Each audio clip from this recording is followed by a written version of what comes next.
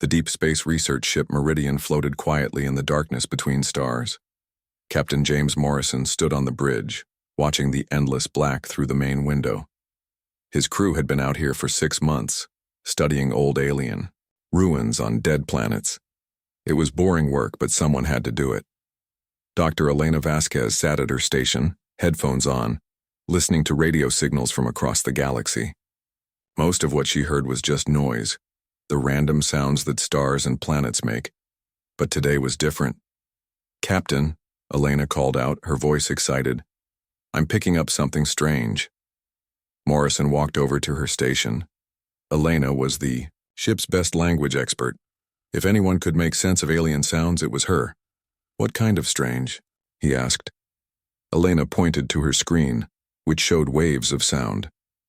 "It's a signal from the galaxy center, very powerful, and it's not natural. Someone made this." Morrison felt his heart speed up. In all the years humans had been exploring space, they had never found proof of living aliens. Sure, they found old ruins and dead cities, but no one alive. "Are you sure it's artificial?" "Positive," Elena said. "The pattern is too complex to be natural. And Captain, I think it's a conversation." Morrison called his senior officers to the bridge. Commander Sarah Chen, his second-in-command, arrived first. Dr. Marcus Webb, the ship's science officer, came next. Finally, Lieutenant Tom Bradley, their communications expert, joined them. "Elena has found something big," Morrison told them. "Show them what you've got." Elena played the signal over the ship's speakers. It sounded like a mix of whistles, clicks, and low rumbles. The sounds came in patterns like someone talking. "How long have you been receiving this?" Dr. Webb asked. "About 2 hours," Elena replied. "But I think they've been transmitting for much longer. The signal is very strong, which means it traveled a long way to reach us." Commander Chen frowned. "Could it be from Earth? Maybe a delayed transmission from home?" Elena shook her head. "No, the signal is coming from the opposite direction, and the patterns are completely different from any human language." Morrison made a decision. "Elena, I want you to focus all your time on this signal. Drop everything else. Tom, help her. With the technical side, we need to know what they're saying." For the next 3 weeks, Elena worked day and night on the signal. She used the ship's computers to break down the sounds into smaller pieces. Slowly, patterns began to appear. The aliens used different tones and rhythms to mean different things, just like human languages. Dr. Webb helped by analyzing the mathematics hidden in the signal. Many alien messages contained numbers and measurements which were easier to understand than words. "I think I'm starting to get somewhere," Elena announced one morning. She looked tired with dark circles under her eyes, but her voice was excited. The senior officers gathered around her station again. Elena had filled several screens with notes and charts. "The signal contains 2 different voices," she explained. "I think it's a conversation between 2 different alien species. They're using a common language, probably for trade or diplomacy." "What are they talking about?" Morrison asked. Elena hesitated. "That's where it gets interesting. They mention something called the third spiral arm. That's where our solar system is located."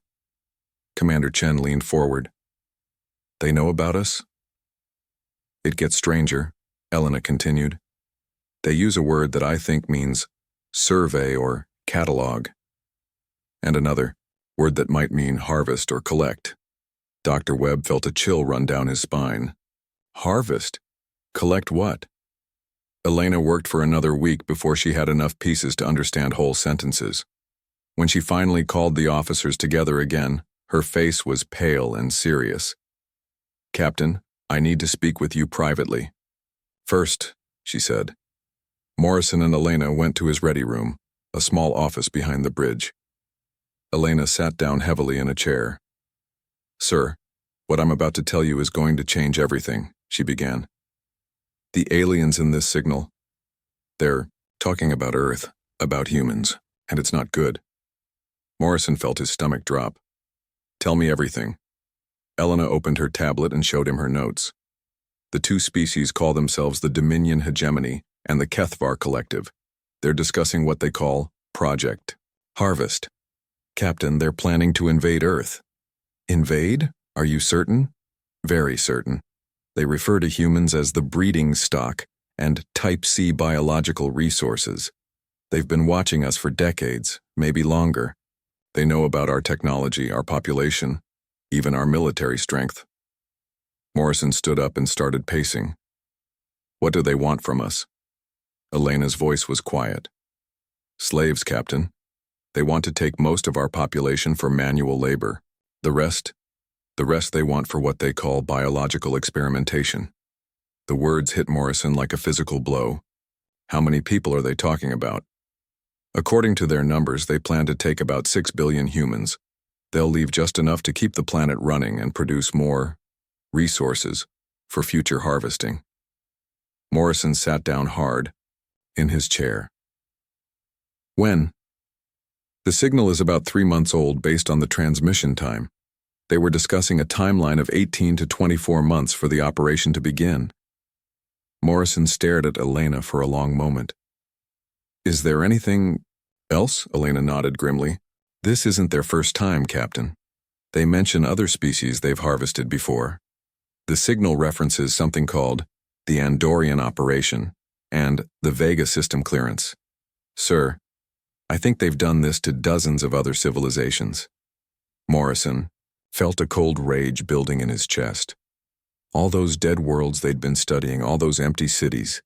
Maybe they hadn't died from natural disasters or wars among themselves. Maybe they'd been murdered. Are you absolutely sure about this? Translation? He asked. I've checked it dozens of times. I had the computer run verification protocols. Captain, there's no doubt. These aliens see us as animals to be herded and slaughtered. Morrison stood up and walked to his window, looking out at the stars. Somewhere out there, aliens were making plans to enslave or kill everyone he'd ever known. His wife and daughter on Mars, his parents on Earth, billions of innocent people who had no idea what was coming. Elena, I need you to prepare a full report. Everything you've learned, every translation, every detail. We're heading home immediately. Sir, what are you going to tell the crew? Morrison turned back to her. The truth, all of it. But first, I need you to keep monitoring that signal. If they change their plans or move up their timeline, we need to know immediately. Elena nodded. Already on it, Captain. As Elena left his office, Morrison continued staring out at the stars. For his entire life, humans had wondered if they were alone in the universe. Now he knew the terrible answer. They weren't alone, but their neighbors were monsters. He activated his ship's communication system and sent a priority message to Earth Fleet Command. The message was simple. First contact confirmed. Hostile intent. Request immediate emergency protocols. Humanity is in extreme danger. Then Captain Morrison gave the order to turn the Meridian around and head for home at maximum speed. Earth needed to know what was coming, and they needed to know now. Behind them, the alien signal continued broadcasting, discussing the fate of humanity as casually as humans might discuss the weather. The emergency meeting at United Earth Coalition headquarters in Geneva had been going on for 12 hours. President Maria Santos sat at the head of a long table, surrounded by military leaders, scientists, and representatives from every human colony in space. Admiral Rebecca Hayes, head of Earth Fleet Command, stood before a large screen showing the decoded alien message. She had read Elena's report 3 times, and it still made her sick to think about it. Ladies and gentlemen, Admiral Hayes began, the situation is worse than our initial report suggested. Dr. Vasquez has continued monitoring the alien communications. They've intercepted 17 more conversations over the past week. The room was dead quiet.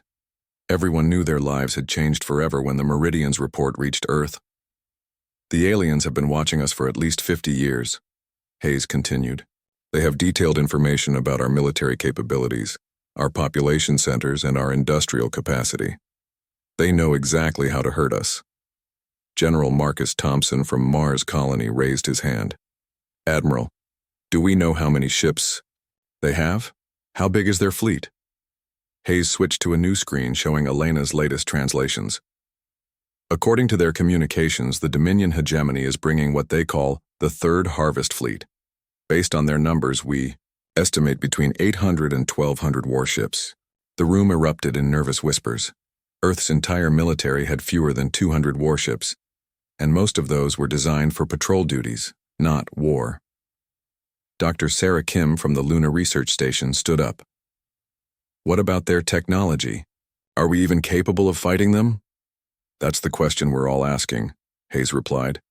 The good news is that some of their communications mention technical specifications. Our best scientists have been analyzing the data. Dr. Michael Rodriguez, Earth's head of military research, stepped forward.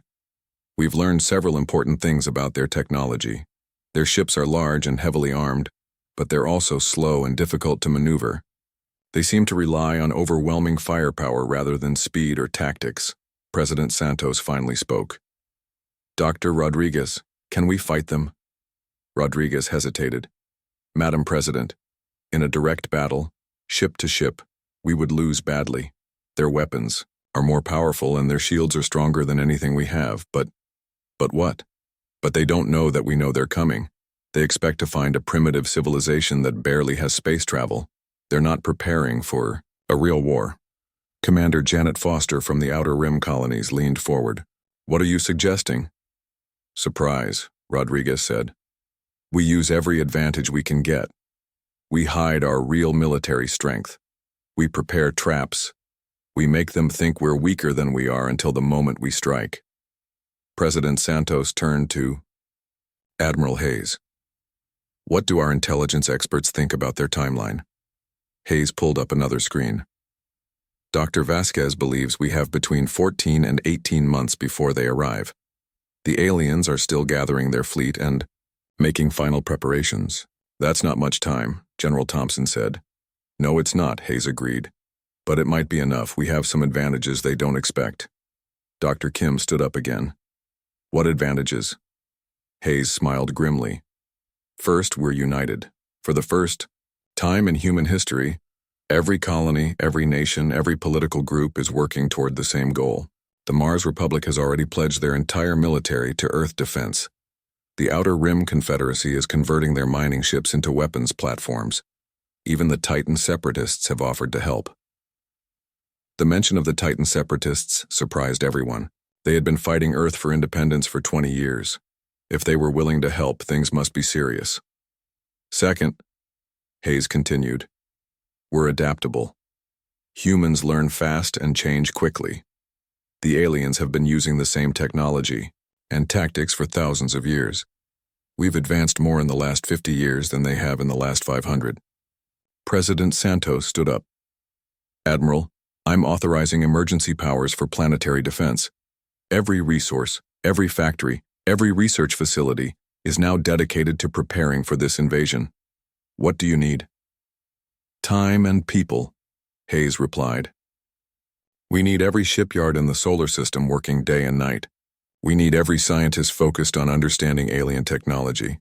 And we need every military officer planning for the fight of our lives. Dr. Rodriguez stepped forward again. Madam President, there's something else. The alien communications.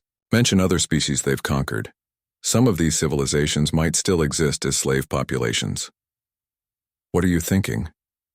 If we can find these enslaved peoples, we might have allies. Entire civilizations with reasons to hate our enemies. General Thompson nodded. The enemy of my enemy is my friend. Exactly, Rodriguez said. We're already building long-range communication equipment based on the alien frequencies. If we can contact other oppressed species, we might not be fighting alone. Admiral Hayes pulled up a star map.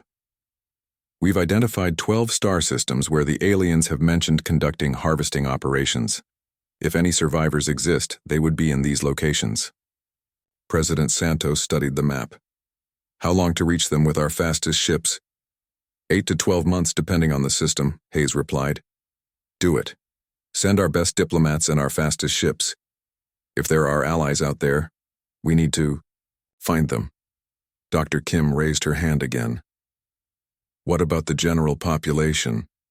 People are panicking. There are riots on Luna and food shortages on Mars because everyone is hoarding supplies. President Santos sighed. We tell them the truth. All of it. Humans deserve to know what they're facing, and they deserve the chance to fight back. That could cause more panic, General Thompson warned. Maybe, Santos replied. But it could also make people angry. And angry humans are dangerous humans. Admiral Hayes nodded. The President is right. When people understand what these aliens plan to do to our families, they won't be afraid anymore. They'll be furious. Over the next few days, the truth spread across human space like wildfire. The alien communications were broadcast on every news channel, translated into every human language. People read the cold, clinical discussions of harvesting billions of humans for slave labor and experimentation. The reaction wasn't what anyone expected. Instead of panic and chaos, something else emerged. Unity, determination, and underneath it all, a cold, burning anger that surprised even humanity itself. Factory workers volunteered for double shifts building warships. Scientists worked without sleep, studying alien technology. Children collected scrap metal to help build weapons. Retired military officers came out of retirement to train new recruits. On Mars, the independent mining colonies voted to merge their operations with Earth. Defense efforts. On the Outer Rim, smugglers and pirates offered their ships and knowledge of hidden routes. Even criminal organizations volunteered to help, saying that freedom under human law was better than slavery under alien rule. Dr. Elena Vasquez continued monitoring alien communications from her new facility on Luna. What she found encouraged her. The aliens were proceeding exactly according to their original schedule. They had no idea that their target knew they were coming. They're so confident, she told Admiral Hayes during one of their daily briefings. They talk about the human harvest like it's already finished. They're dividing up Earth's population before they even arrive. Hayes smiled coldly. Let them stay confident. Confident enemies make mistakes. Elena nodded, but then her expression grew serious. Admiral, there's something else. The aliens have started mentioning Earth by name in their communications. They call it the primary breeding world and the population center. What does that mean? I think it means Earth isn't just another target to them. It's the main prize. They want our planet specifically because of how many humans live there. Hayes felt a chill. How many humans are we talking about? Elena checked her notes. Based on their numbers, they believe Earth has about 8 billion humans. They plan to take 6 billion as slaves and leave 2 billion to maintain the planet, and produce more humans for future harvesting. The Admiral stared at Elena for a long moment. They want to turn Earth into a human breeding farm. That appears to be their long-term plan, yes. Hayes stood up and walked to the window, looking down at Luna City below. Thousands of people were working around the clock, building weapons and preparing defenses. None of them knew how bad the alien plans really were. Elena, keep monitoring their communications. If anything changes, anything at all, I want to know immediately. As Elena left, Admiral Hayes continued staring out the window. The aliens thought they were coming to harvest, helpless primitives. They had no idea they were about to face the full wrath of humanity, united in defense of their homes and families. The countdown to war had begun, and humanity was getting ready to show the galaxy what happened when you threatened the wrong species. Dr. Sarah Kim watched as the massive construction project took shape outside Ceres Station. What had once been a quiet mining outpost was now the largest military shipyard in human space. Thousands of workers floated between half-built warships, their welding torches creating a constant light show against the black of space. How many ships will we have ready when they arrive? Asked Captain Torres, the station's military coordinator. Sarah checked her tablet. If we maintain current production rates, about 400 combat vessels. That's double what we had 6 months ago, but still only a third of what the aliens are bringing. Quality over quantity, Torres replied. Our new ships are faster and more maneuverable than anything we've built before. The past year had changed everything about how humans built starships. The alien communications had revealed technical details that human scientists used to develop completely new technologies. Ships were now smaller and faster, designed to swarm large alien vessels rather than fight them directly. Dr. Michael Rodriguez arrived at Ceres Station that afternoon with exciting news. He had been leading Earth's most secret research project, studying captured alien technology from ancient crash sites that had been discovered on distant worlds. "We've made a breakthrough," he announced to the gathered military leaders. "We've figured out how their faster-than-light communication works." Admiral Hayes, who had come to Ceres for the monthly strategy meeting, leaned forward. "Can we build our own?" "Better than that," Rodriguez smiled. "We can listen to all of their communications in real time, and they have no idea we're doing it." The implications were enormous. Humans could now monitor alien fleet movements, battle plans, and strategic discussions as they happened. "There's more," Rodriguez continued. "We've also learned how to block their communications.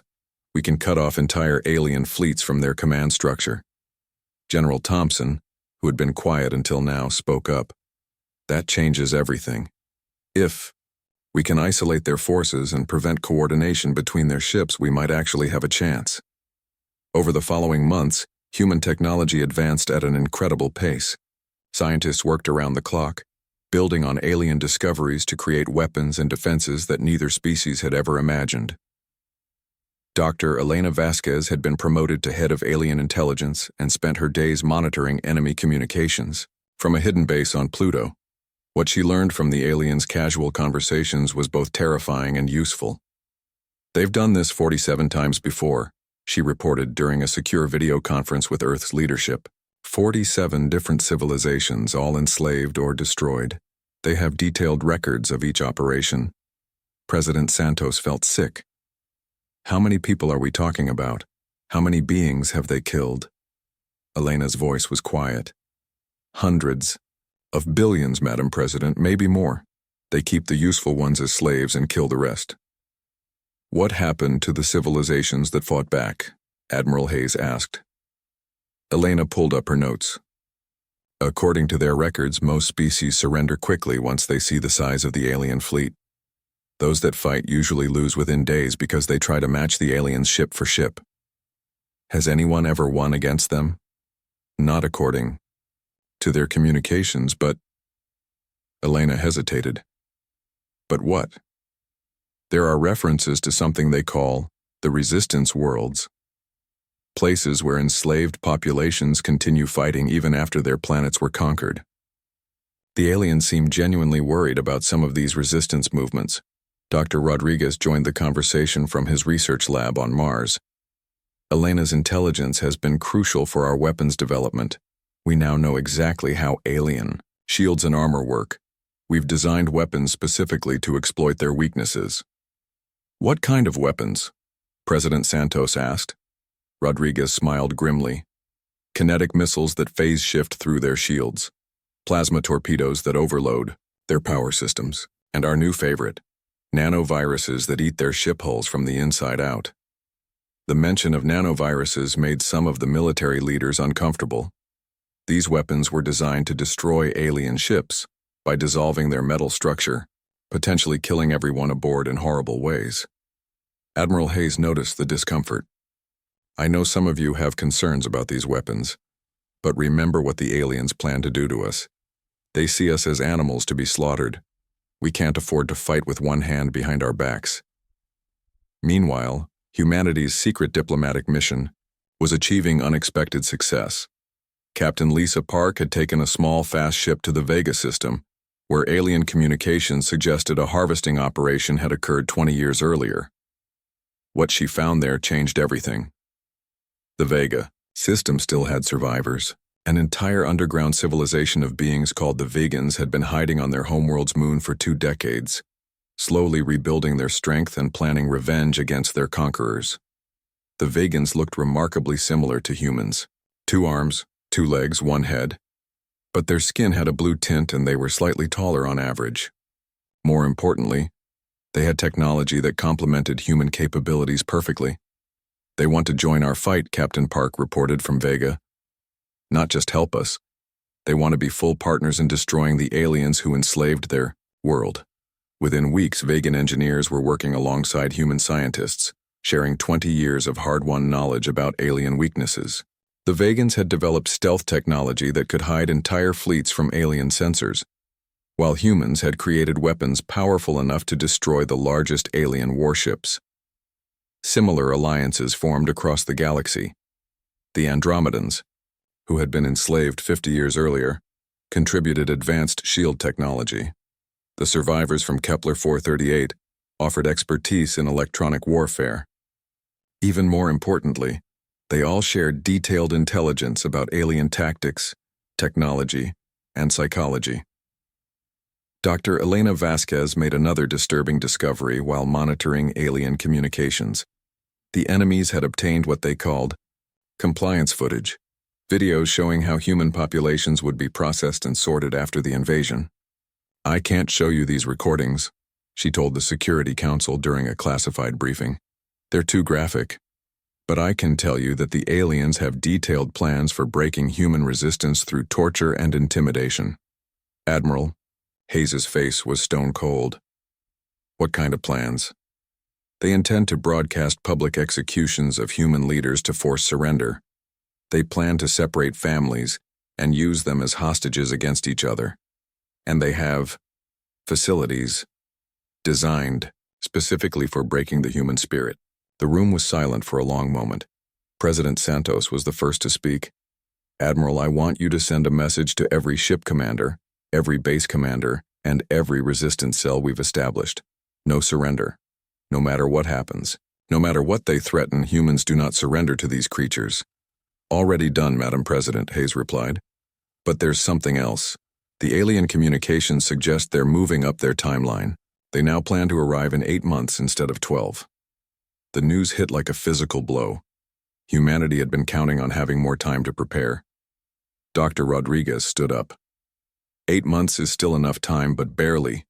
We need to accelerate every project, speed up every construction schedule, and get our allies coordinated faster than planned."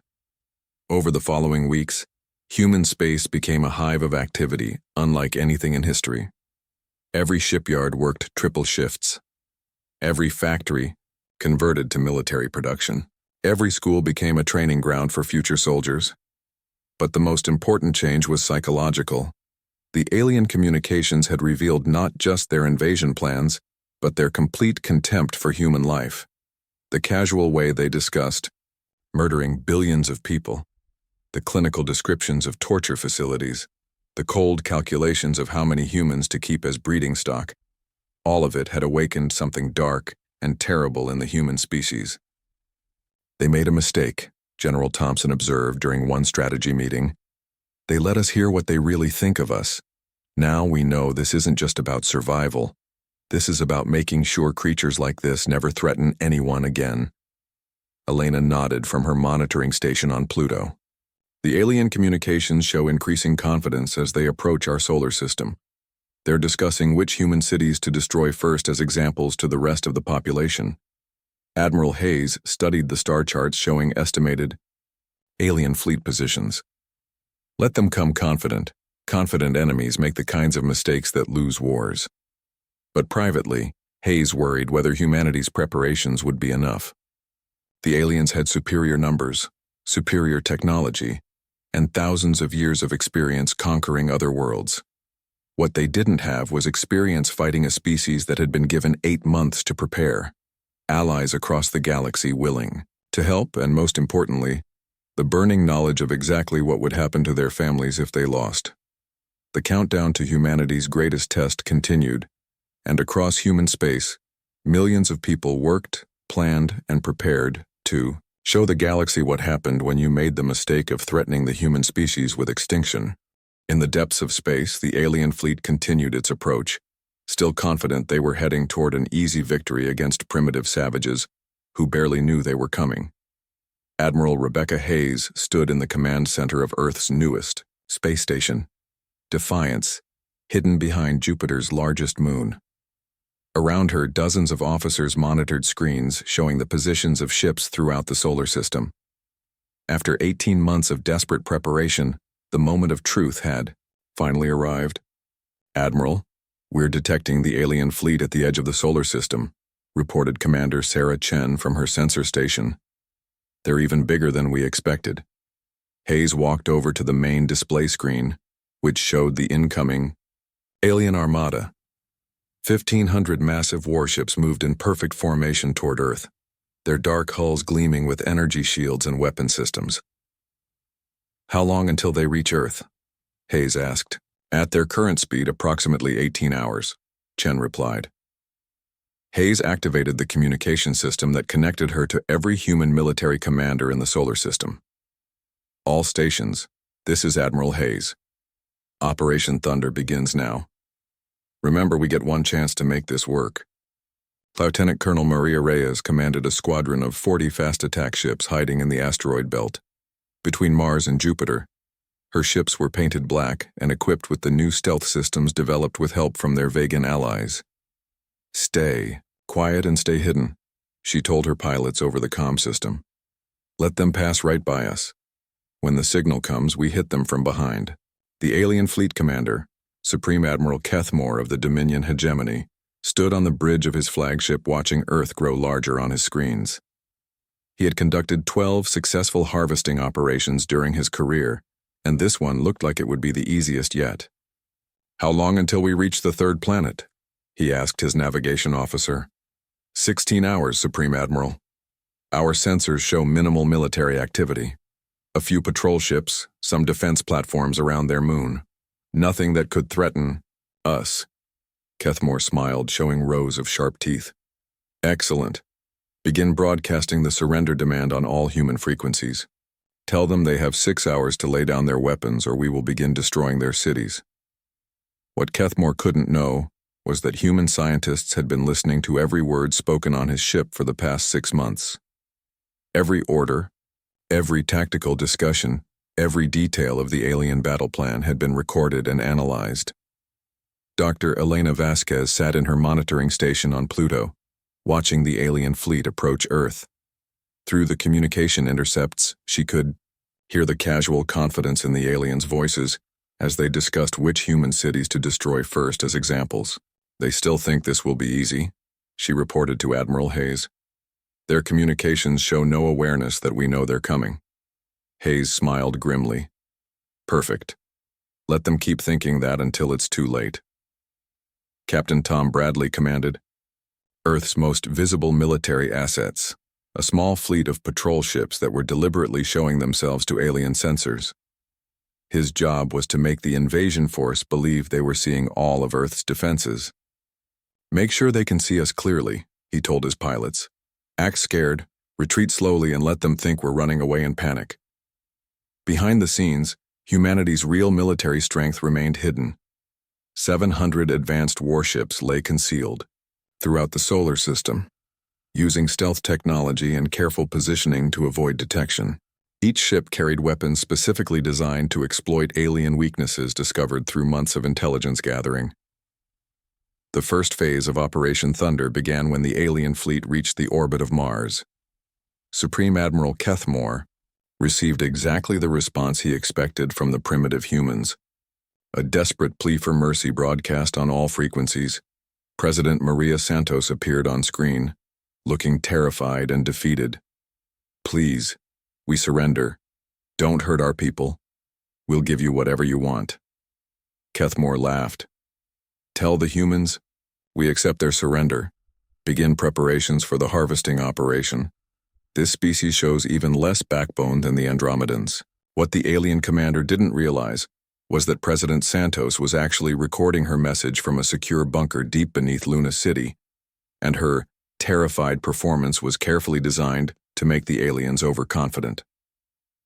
As the alien fleet approached Earth, they spread out into their standard harvesting formation. The largest ships would orbit the planet and begin landing troops, while smaller vessels would patrol space to prevent any humans from escaping.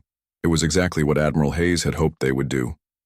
"All units, this is Admiral Hayes," she broadcast on the encrypted human military frequency.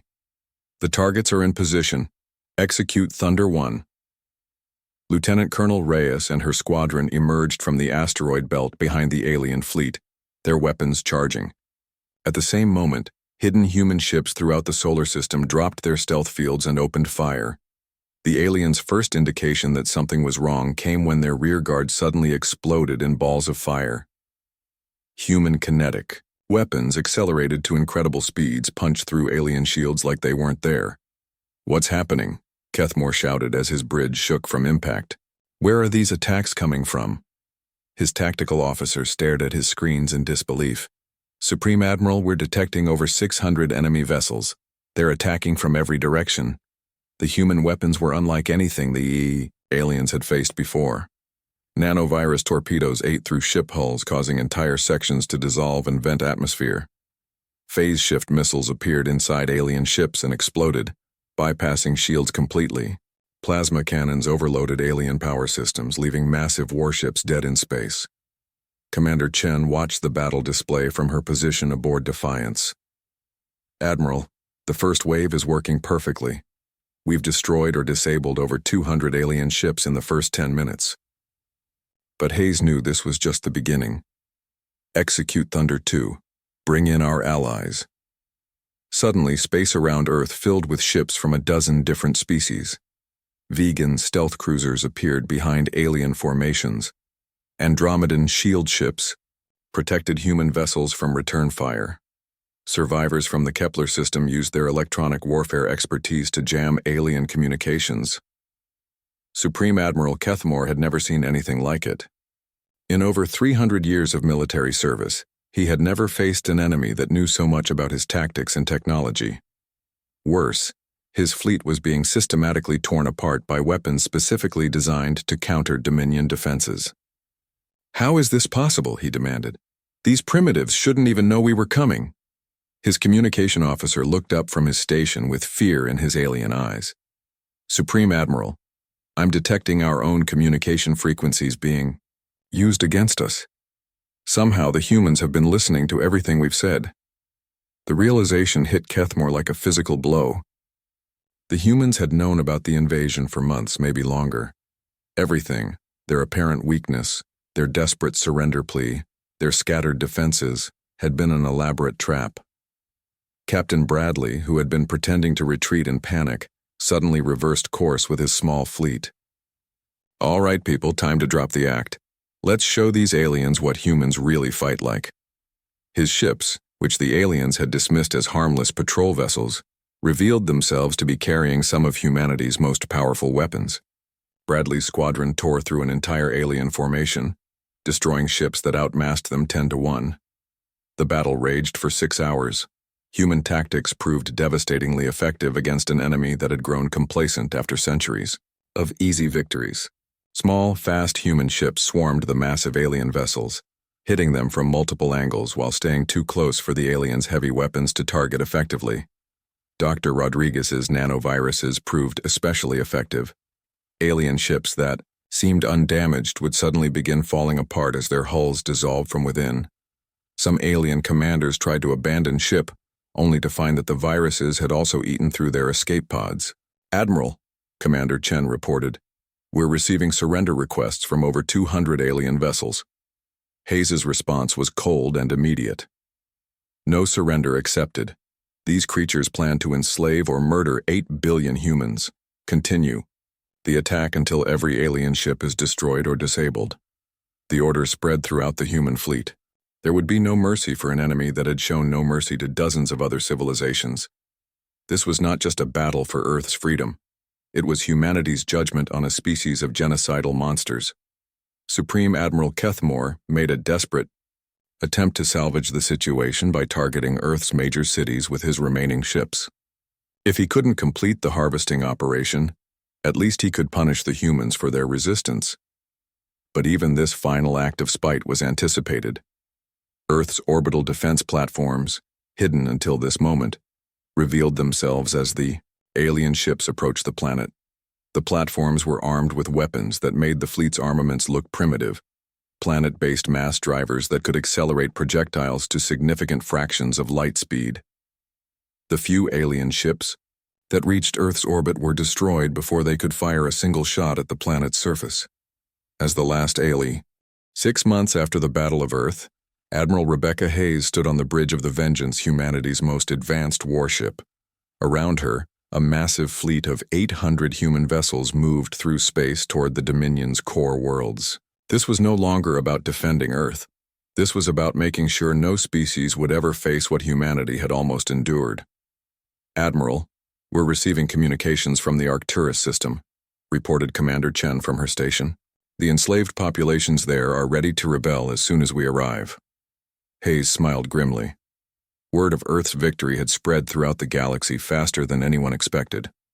Enslaved civilizations that had given up hope decades ago were suddenly organizing resistance movements, waiting for the human fleet to arrive and support their fight for freedom. Dr. Elena Vasquez, now serving as the fleet's intelligence coordinator, approached with her latest report. "Admiral, we've intercepted communications from the Dominion High Command. They're evacuating their leadership to their most fortified worlds and preparing for what they call the human plague." "Good," Hayes replied. "Let them be afraid. After what we found on their prison worlds, they should be terrified." The human fleet had already liberated 17 star systems over the past 6 months.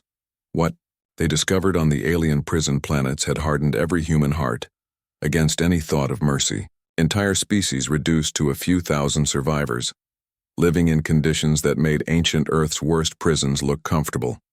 Children born into slavery who had never seen sunlight. Torture facilities designed specifically to break the spirits of different alien races. Captain Lisa Park, now commanding the Liberation Task Force, had seen the worst of it firsthand. "The Kethvar breeding facilities on Proxima 4 were the most horrible," she reported during the fleet's daily briefing. "They were forcing different species to produce hybrid offspring for their experiments. Some of the survivors had been there for 3 generations. The discovery of the breeding facilities had changed something fundamental in humanity's approach to the war. This was no longer just about preventing their own enslavement. It had become a crusade to eliminate a cancer from the galaxy." General Marcus Thompson, now commanding all human ground forces, had developed new tactics specifically for fighting the aliens. "We don't take prisoners from the Dominion leadership," he explained to his officers. "Anyone who participated in the harvest operations, anyone who ran the prison worlds, anyone who designed those torture chambers, they all received the same mercy they showed their victims." The human military had changed dramatically since the Battle of Earth. Gone was any pretense of fighting a civilized war. Humanity had seen what their enemies were capable of, and they had responded by becoming something darker and more terrible than the aliens had ever imagined. Dr. Michael Rodriguez continued developing new weapons from his mobile research lab aboard the fleet flagship. His latest creation was particularly effective, a virus that specifically targeted the genetic markers of species that had participated in harvesting operations. It left other aliens unharmed, but was invariably fatal to Dominion and Kethvar. "Personnel, is it ethical?" President Santos had asked during one of their secure communications. "Madam President," Rodriguez had replied, "ethics went out the window the moment we saw footage of them feeding human children to their entertainment beasts. We're not trying to be ethical anymore. We're trying to be effective." The human fleet's arrival at Arcturus was met by exactly what they expected: a Dominion defense force of 300 ships protecting a system with over 2 billion enslaved beings from a dozen different species. The battle was over in 4 hours. Human tactics had evolved far beyond what they used at Earth. Now they coordinated with local resistance movements, used advanced alien technology captured from previous victories, and employed weapons so devastating that even their allies sometimes looked at humans with fear. Commander Sarah Chen led a squadron of ships using the new ghost drives developed from Vegan stealth technology. Her vessels could appear inside enemy formations without warning, launch devastating attacks, and vanish before the aliens could respond. "Ghost Squadron to Fleet Command," she reported after destroying an entire alien patrol group. "Sector 7 is clear. No survivors." The phrase "no survivors" had become standard in human military communications. Unlike the early battles where humans sometimes accepted alien surrender, the Liberation fleets had adopted a policy of complete elimination when dealing with Dominion forces. On the surface of Arcturus III, General Thompson's ground forces worked with local resistance fighters to storm the planet's main processing facility. What they found there ended any remaining debate about showing mercy to their enemies. "Admiral," Thompson reported from the surface, "we've found the main breeding complex. They had over 50,000 beings from 20 different species being used for genetic experimentation. Most of them won't survive their injuries. Hayes closed her eyes for a moment. Every liberated world brought new horrors, new evidence of the systematic cruelty that the Dominion had practiced for thousands of years. General, secure any survivors who can be saved. Document everything for the war crimes tribunals, and make sure none of the Dominion personnel in that facility live to see tomorrow. Already done, Admiral. The liberation of Arcturus was followed by the liberation of 12 more systems in rapid succession. Human fleets had grown to over 2,000 ships, enhanced by vessels contributed by freed civilizations and equipped with technology that surpassed anything the Dominion had ever developed. But the real change was in humanity itself. The species that had once debated the ethics of warfare now produced soldiers who could walk through alien torture chambers without flinching and systematically eliminate entire prison installations without hesitation. Dr. Vasquez monitored the changing tone of alien communications as the human advance continued. "They're not calling us primitives anymore," she reported. "The new term they use translates roughly to the death species, or the ending ones." Admiral Hayes found the alien fear satisfying. "What are they saying about our tactics?" "They're terrified, Admiral." One intercepted message described human forces as beings who fight like demons and show mercy like machines. Another called us the species that makes war like a natural disaster. The comparison to natural disasters was more accurate than the aliens realized. Human military doctrine had evolved to treat the elimination of Dominion forces the same way they might treat the eradication of a deadly plague, something to be done thoroughly, systematically, and without emotional involvement. When the human fleet reached the Dominion homeworld of Kethmoria, they found a heavily fortified system defended by over 800 alien warships. It should have been a difficult battle. Instead, it became the final demonstration of how completely humanity had surpassed their former enemies. The human fleet didn't attack the alien defenses directly. Instead, they used technology stolen from the Dominion's own archives to broadcast a single message throughout the system. Admiral Hayes herself delivered the message, speaking in the aliens' own language. "People of the Dominion worlds, you have 60 minutes to evacuate any civilians from your military installations. After that time, we will demonstrate what happens to species that make the mistake of threatening humanity with extinction." Exactly 1 hour later, human ships unleashed weapons that the Dominion had never imagined possible. Planet-killer missiles that could crack a world's crust. Nanovirus clouds that dissolved entire fleets in minutes. And most terrifying of all, weapons that could make a star itself unstable. The battle for the Dominion homeworld lasted 18 minutes. When it was over, Kethmoria was a dead rock floating in space, its population centers reduced to glowing craters and its military forces reduced to floating debris. Supreme Admiral Kethmore, who had somehow survived the Battle of Earth only to be captured months later, was brought before Admiral Hayes for the final time. "Your species is finished," Hayes told him matter-of-factly. "We've liberated every world you enslaved, freed every being you imprisoned, and eliminated every military force you commanded. In 6 months, the Dominion hegemony has gone from controlling 300 star systems to controlling nothing." Kethmore stared at her with fear in his alien eyes. "What are you going to do with the survivors of my people?" Hayes considered the question. After everything humanity had seen and done, mercy seemed almost impossible to contemplate. But she also knew that becoming monsters was not the answer. "The ones who participated in harvesting operations will face trial by their victims," she said finally. "The ones who were just following orders will be relocated to reservation worlds under supervision, and the children will be raised by the species your people orphaned, to learn what it means to value life instead of destroying it." As the last Dominion stronghold fell, Dr. Vasquez intercepted a final alien transmission. It was from the Kethvar Collective, the Dominion's allies in the harvesting operations. "Admiral," she reported, "the Kethvar are requesting an immediate peace treaty. They are offering to surrender unconditionally and submit to human authority."